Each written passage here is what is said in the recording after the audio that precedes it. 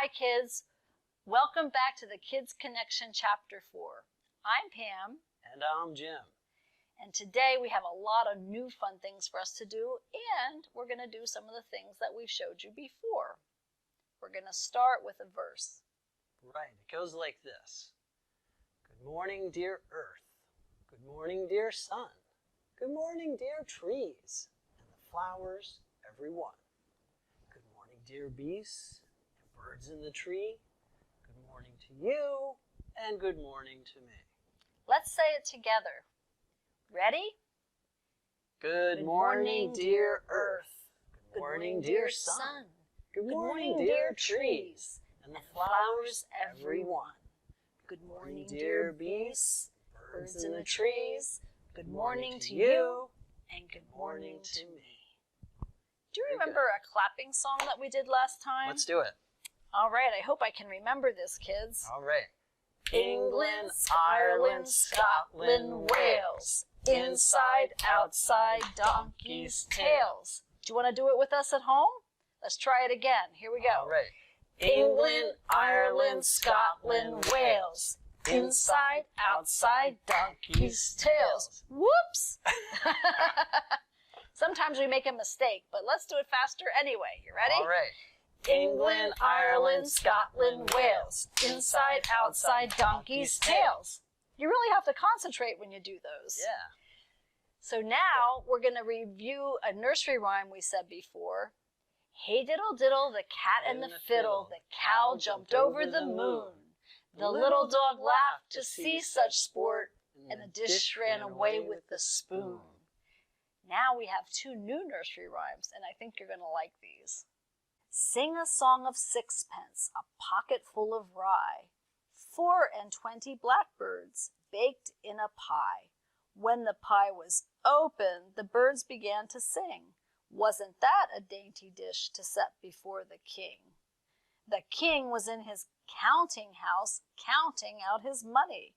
The queen was in the parlor, eating bread and honey. The maid was in the garden, hanging out the clothes. Along came a blackbird and snipped off her nose. Oh no! Now we're going to say it again, and we're going to do it a little bit faster. Are you ready? Okay. Sing a song of sixpence, a pocket full of rye, 24 blackbirds baked in a pie. When the pie was open, the birds began to sing. Wasn't that a dainty dish to set before the king? The king was in the counting house, counting out his money. The queen was in the parlor, eating bread and honey. The maid was in the garden, hanging out the clothes. Along came a blackbird and snipped off her nose. And there's actually a little tune that goes with this, so we'll do it one more time singing it, and it's going to be fun. If you can sing along or talk along with it, go ahead. Here we go. Sing a song of sixpence, a pocket full of rye, 24 blackbirds baked in a pie. When the pie was open, the birds began to sing. Wasn't that a dainty dish to set before the king? The king was in his counting house, counting out his money. The queen was in the parlor, eating bread and honey. The maid was in the garden, hanging out the clothes. Along came a blackbird and snipped off her nose. And here's our new nursery rhyme, Humpty Dumpty. Maybe you've heard of it before. Humpty Dumpty sat on a wall.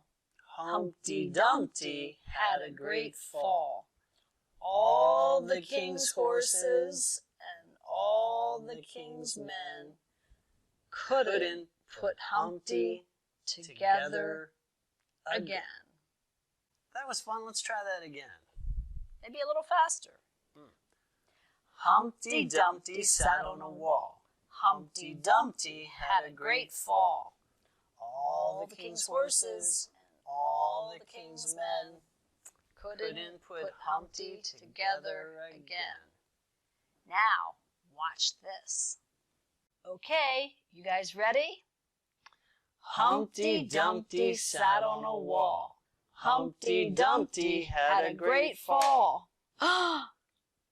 All the king's horses and all the king's men couldn't put Humpty together again. So last time we told a story, remember that? About the world tree. It was a Viking tale. Yes. And we talked about even before there was a tree, there was a giant. And he was very imperfect. And so his sons, Odin, Vili, and Ve, took him and broke him into pieces. And they used him to create the world. Yes. And they created rocks and boulders from his bones. And they used his eyebrows to create a fence around Earth. And there were lots of characters in this story. And at the bottom of the tree, at the roots, there was a dragon who liked to gnaw on the roots. And that's not really good for trees when you do that. So the dragon is a very dangerous creature. Then at the top of the tree, there was an eagle who was gigantic and very serious. And he would sit up there and look down upon Earth and just make sure that everything was going okay. And then there was a squirrel. And the squirrel would run up and down the tree all day long, just carrying messages back and forth from the eagle to the dragon and back and forth. And there were gnomes and dwarves who lived underground. And they lived down there in their caves, and they have hammers, and they're constantly hitting rocks, and they're mining. They're looking for precious stones like gold and silver and things like that. Diamonds, yes. Yes. Shiny, valuable things. We have a song about a gnome. Oh. With a cling and clang in caverns cold, we gather glittering, gleaming gold. With a ding and dong in dark and deep, we search where silvery secrets sleep. With a hey and ho in 100 homes, we mine the mountain's magic stones. So for you at home, this is a little bit harder of a song to sing, but if you'd like, you can try it with me. It takes a lot of breath, so you have to take a deep breath when you get started. With a cling and clang in caverns cold, we gather glittering, gleaming gold. With a ding and dong in dark and deep, we search where silvery secrets sleep. With a hey and ho in 100 homes, we mine the mountain's magic stones. Cling and clang in caverns cold. Wow. Gathering and counting gleaming gold. So speaking of counting, here's a little verse about 1. And you can put your fingers like this. See if you can do this. Your fingers are sticking out like this. Almost like the rays of the sun. Or you could start like this. 1 is the sun that shines so bright. 1 is the moon so high. 1 is the day. 1 is the night. 1 is the sheltering sky. Let's try that again. Put your hands like this. 1 is the sun that shines so bright. 1 is the moon so high. 1 is the day. 1 is the night. 1 is the sheltering sky. So here's a fairy tale about gold and counting, and it's called Rumpelstiltskin. Once there was a poor miller who had a beautiful daughter. On his way to town one day, the miller encountered the king. Wanting to impress him, the miller said, "I have a daughter who knows the art of spinning straw into gold." Now the king had a passion for gold, and such an art intrigued him. So he ordered the miller to send his daughter to the castle straight away. When the girl was brought before him, the king led her to a room that was filled with straw. He gave her spools and a spinning wheel and said, "You may spin all night, but if you have not spun that straw into gold by morning, you will have to die." With that, he locked the door, and the girl was left inside alone. There sat the poor miller's daughter, without the slightest idea how anyone could spin straw into gold. For the life of her, she did not know what to do. She grew more and more frightened, and then she began to weep. Suddenly the door sprang open, and a tiny man stepped in. "Good evening, Mistress Miller," he said. "Why are you sobbing?" "Oh," the girl cried, "I must spin this straw into gold, and I don't know how." "What will you give me if I spin it for you?" the little man asked. "My necklace," answered the girl. The little man took her necklace and sat down at the spinning wheel. He pulled 3 times, whir, whir, whir, and the spool was wound full of gold thread. He fitted another spool on, and whir, whir, whir. 3 pulls, and that one too was full. And so it went until morning, when all the straw was spun and all the spools were full of gold. When the king came at sunrise, he was amazed and delighted. But all that gold only made him greedier. So he led the miller's daughter to a larger room filled with straw, and he ordered her to spin this straw too before dawn, if she valued her life. The girl did not know what to do. She began to weep. Once more the door opened, and the little man stepped in. "What will you give me if I spin this straw into gold for you?" he asked. "The ring on my finger," answered the girl, and the little man took her ring. Then he set the spinning wheel whirring, and before the night was over, he had spun all the straw into gleaming gold. Shortly after sunrise, the king returned. Piles of golden spools glowed in the morning light. The king rejoiced at the sight of so much gold, but still he was not satisfied. He led the miller's daughter to a third, even bigger room that was piled high with straw. "Tonight you must spin this straw too," ordered the king. "And if you succeed, you shall become my wife." Because, he thought, I could not find a richer wife in all the world. When the king had left, the little man appeared for the 3rd time. "What will you give me if I spin for you yet once more?" he asked. "I have nothing else," the girl replied. "Then promise that when you become queen, your first child will belong to me." The miller's daughter gasped. How could she promise such a thing? Then she thought, but who knows whether that will ever happen? And as she could think of no other way to save herself, she promised, and the little man once again spun all the straw into gold.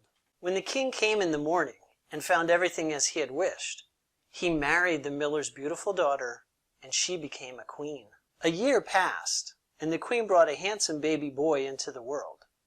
She scarcely gave a thought to the little man, but one day he appeared suddenly in her room. "Now give me what you promised me," he demanded. The queen pleaded with the little man. He could take all the royal treasure if he would only let her keep her child. But her pleading was in vain. Then she began to weep so piteously that at last the little man was moved. "I will give you 3 days," he said. "If by the end of that time you know my name, you may keep your child." Long into the night the queen sat, and through the next day, thinking over all the names she had ever heard. That evening the little man returned. Beginning with Caspar, Melchior, and Balthazar, the queen recited every name she knew, one after another. But to each one the little man replied, "That is not my name." The second day the queen had inquiries made in town, searching for new names. And when the little man came that evening, she posed the strangest and most unusual ones to him. She tried Beastie Ribs, and Leg o' Ram, and String Bones, but he would only reply, "That is not my name." Now the queen grew truly frightened, and she sent her most faithful servant into the woods to look for the little man. The servant searched through thickets and over clearings, deep into the forest. At last, near the top of a high hill, she spied him. He was riding on a cooking spoon around a great fire and crying out, "I brew my beer, I bake my loaves, and soon the queen's own son I'll claim. Oh, lucky me, for no one knows that Rumpelstiltskin is my name." The servant made her way back as fast as she could manage, and at midday reached the castle. You can imagine how glad the queen was when she heard the name. Late that evening the little man arrived. "Now, Mrs. Queen," he said, "do you know my name, or do I take the child?" So the queen asked him, "Is your name Will?" "No." "Is your name Phil?" "No." "In that case, is your name Rumpelstiltskin?" "The devil told you that! The devil told you that!" shrieked Rumpelstiltskin. And in a fury, he jumped on his cooking spoon and flew out the window. And he was never heard from again. There have been a lot of clinging and clanging and counting going on this chapter. So this would be a good time to bring back our curve. And if you have your paper and a crayon or anything really, we'll practice making a curve again. So let's see how this goes. Starts up here, and curves around, like that. Let's try that again. Starts here, curves around, like that. How about one more time? Keep getting smaller.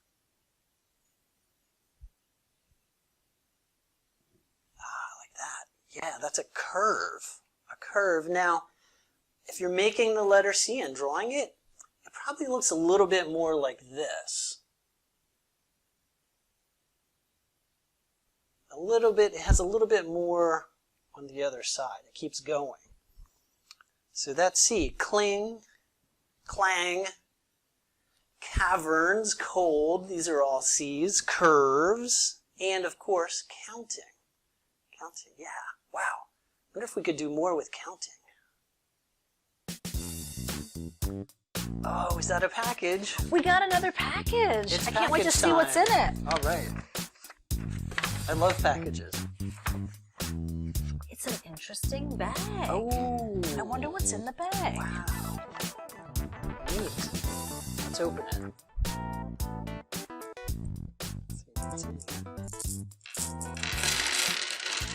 Wow. Wow. Gleaming, glittering stones. Exactly. Look at these. Wow. If you hold them up to the light, you can sort of see through them. Can you see through them? I do. I can see through the window light coming through. They're clear, but they're colored too. What color would you say that is? It keeps changing. Sometimes it looks a little brown or golden. Yeah. Or maybe amber. Oh, amber. I like that. That's beautiful. It's almost the color of honey. Yeah. Oh, I love that.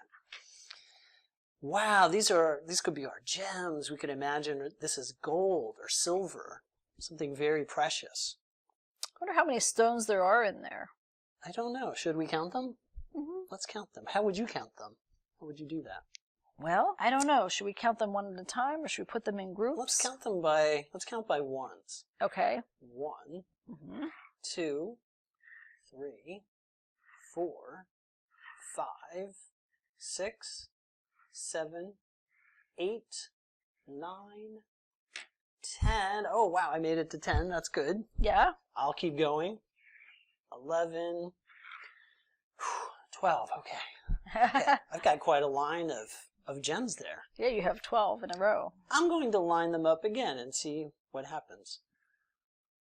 13, 14, 15, 16, 17, 18, 19, 20, 21, 22, 23, 24. Wow, Look at 24 stones. 24 gold nuggets. Yeah, cool. It's kind of made a design. It has. It's made two lines in a row, and they're both the same size. Right. 2 lines, 2 groups. Each one has 12. I think it was 12. Yep. So that would mean another 12 is 24. 12 and 12 is 24. Wow. Interesting. Wonder what would happen if we broke them into groups of 2. Well, this is groups of 2s. 2, 2, 4, 2. 6. Yes. What if we made them in groups of 4? I wonder what that would look like. So here's 1, 2, 3, 4. And let's make another group of 4. 1, 2, 3, 4. Could you help me? Could you make groups of 4? Sure. 1, 2, 3, 4. Okay, I'll make another group. 1, 2, 3, 4, 4. Wow, we've made groups of 4. Interesting. Each one is like a little group, isn't it? 4, 4, 4, 4, 4, 4. Right. And if this is like one group here, so I could say that this is a group of 1, 2, 3, 4, 5, 6. So there's 6 groups of 4. 6 groups of 4. Yeah, is 24. Interesting. And what's interesting, remember how we had 2 lines with 12 in each line? Yeah. Well, half of this is 3 groups of 4. Oh, look, which they look equals the same now. 12. Look, they look the same. 12 they made like and 12. Yeah, it made like a design. Cool. Wow, very neat. Huh. I bet you we could play other counting games too. Well, let's see Yeah. what would happen if we put them in groups of 3. All right, let's try it. I'm going to have to break up my groups though. That's okay. Okay. 1, 2, 3. There's a group of 3. 1, 2, 3. 1, 2, 3. Oh, and here's a group of 3. Ah, wow, interesting. So how many groups of 3 do you have? Oh, I have 1, 2, 3, 4. And I have 1, 2, 3, 4. And then what happens if we count them all together? Together. You mean count by 3s? 1, 2, 3, 4, 5, 6, 7, 8. 8 groups. 8 groups of 3. Makes 24. And we still have 2 groups. Well, 2 halves. And in my half, I have 4 groups of 3. And that equals 12. 1, 2, 3, 4, 5, 6, 7, 8, 9, 10, 11, 12. I wonder what would happen if this group joins this group. And then this group joins this group. Now what happens? Now we have groups of 6. 1, 2, 3, 4, 5, 6. Hey, you're right. 1, 2, 3, 4, 5, 6. But I have 2 groups of 6. And I have 2 groups of 6. And 2 groups of 6 equals 12. And 4 groups of 6 equals 24. This is sort of like a game. It is. Like there's all different ways you can arrange these, and you still always come out with 24. Yeah. I just like looking at them, though. They're shiny. They are shiny. They're They're neat. fancy. These are like the things the gnomes would find down when they were mining under the ground. Underground. Yeah. Wow. I wonder if we could use them for money. Fantastic. Oh, wow. They are fun. I like them. I wonder what else. I could pretend to use them and play games at home like they're money. Yeah. Or pretend they're gold. Do you think that we could play with these again another time? I would like that. Okay, great. So next time, we'll bring our gems back and we'll play more counting games and have more fun. And maybe another new story. And a new story. That sounds good. Can't wait to see you next time. Thanks for coming again. Bye. See you for Chapter 5 next time.